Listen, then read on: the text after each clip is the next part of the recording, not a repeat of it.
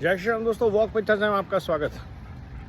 2024 का जो इलेक्शन है वो झूठ का एजेंडा वर्सेस विकास है, वर्सेस डिलीवरेबल्स है, वर्सेस प्रगति है। और ये भारत ने चुना है और इसलिए अब की बार मोदी सरकार का नारा, अब की बार 400 पार का नारा आ रहा है, क्योंकि भारत ने देखा है 4 करोड़ घर, हर घर नल से जल, उज्ज्वला योजना, स्टार्टअप इंडिया, आत्मनिर्भर भारत, वोकल फॉर लोकल और ऐसी कई योजनाएं जो सिर्फ बस्तों में नहीं रह गई, सिर्फ उनका इनॉग्रेशन नहीं हुआ। जन धन से शुरू हुई यात्रा, स्वच्छ भारत अभियान, स्किल इंडिया और ऐसे कई इनिशिएटिव से जुड़ती हुई, आगे बढ़ती हुई, जब 2019 में महामारी आई तो भारत तैयार था।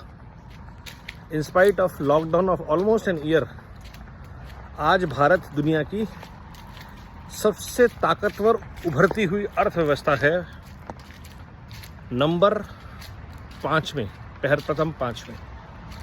जबकि दुनिया के अच्छे से अच्छे देश और अच्छे से क्षेत्र जूझ रहे हैं। China, Russia, Ukraine, middle east, हर जगह तनाव है। ऐसे में अगर भारत प्रगति की राह पे चल रहा है, काम अच्छे हो रहे हैं, रोजगार मिल रहे हैं, देश सुरक्षित है, आतंकवादी हमले नहीं हो रहे, तो इसमें हिंदू मुसलमान सब सुखी हैं, इसमें अगड़े पिछड़े सब सुखी हैं, इसमें नॉर्थ इंडियन, साउथ इंडियन सब सुखी हैं। और सबको समझ में आ रहा है, सिवाय अली बाबा और 40 चोर के, कि देश ने क्या पाया है पिछले 10 साल की यात्रा में और स्पेशली पिछले 5 साल में, और क्या खो सकता था देश अगर ऐसे चिंटुओं के हाथ में देश होता। सोचिए 2020 में राहुल गांधी, अरविंद केजरीवाल, लालू यादव, अखिलेश यादव, शरद पवार जैसे लोग अगर सत्ता में थे। सर सोचिए, आप कांप जाएंगे इस ख्याल से कि अगर इन देश लोगों के हाथ में देश की बागडोर होती तो इन्होंने लूट कितनी मचाई होती और कितना मौत का नंगा नाच हुआ होता।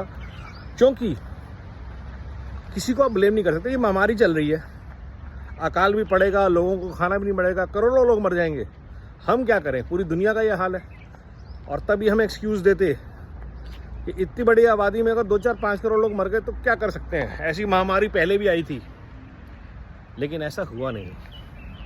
हुआ क्या कि भारत आत्मनिर्भर बन के निकला। भारत ने वोकल फॉर लोकल का नारा लगाया, अपने कारोबार दोबारा शुरू किए, कम से कम जाने गई कोविड में, हमने अपनी वैक्सीन बनाई, हमने अपने पीपी किट्स का एक्सपेंशन किया, हमने खुद का तो बचाया ही बचाया, पूरी दुनिया को अपनी सेवाएं दी।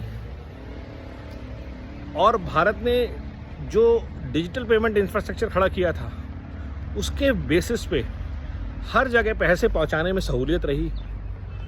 तो ऐसा नहीं है कि जब अचानक आया तो हम तैयार थे, हम तैयारी में थे, हम तैयार रह रहे थे, कर रहे थे। और ये भारत को आज एहसास हो रहा है कि अगर हम इन चीज़ों के लिए तैयार नहीं होते, महामारी के लिए तैयार नहीं होते, both from mind and resources both, तो शायद हम आज उस स्थिति में ना होते जहां हम हैं। तो पूरे भारत का तो योगदान है ही है इसमें, लेकिन उस नेता का योगदान नहीं भूल सकते आप, जिसने भारत को ऐसे कठिन मौके पे एक रखा, मोटिवेट करके रखा, दिए जलवाए, थालियां बजवाई।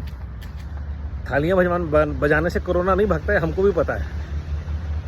लेकिन उस समय जो ज़रूरत थी कि लोग घरों में पहली बार अकेले थे, देश ने पहली बार महायुद्ध जैसी सिचुएशन देखी थी, जहाँ पूरे देश में महामारी थी, केरला से लेकर के नॉर्थ तक। और वो वक्त हमें भूलना नहीं चाहिए, क्योंकि जो देश ने 2020, 21, 22 में किया है, उसका नतीजा है कि 23, 24 में जब पूरी दुनिया में हर जगह युद्ध के कागार हैं,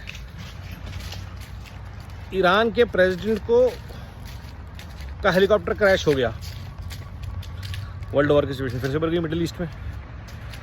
चाइना ऑलरेडी यूएस के साथ कन्फ्रंटेशन मोड में चल ही रहा है, रशिया यूक्रेन की वॉर चल रही है, लेकिन भारत में पेट्रोल के दाम नहीं बढ़े। क्यों?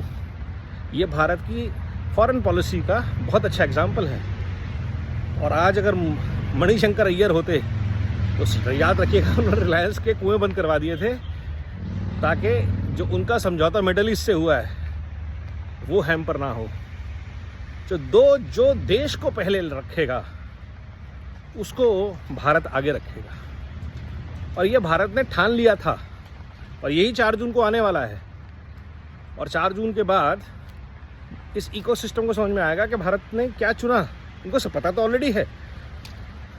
तो ये चीज़ जो हमने पाई है इसको हमें भूलना नहीं है। और जो अगले चुनाव आ रहे हैं, जहाँ भी आ रहे हैं, दिल्ली वगैरह कहीं भी, इसी स्पिरिट के साथ हमें वोट करना है, मतदान करना है कि जिस व्यक्ति ने, जिस टीम ने हमारे लिए इतना कुछ किया, अब वक्त है हमें उस टीम को थैंक यू कहने का, करने का। वंदे भारत, जय हिंद, नमो भारत।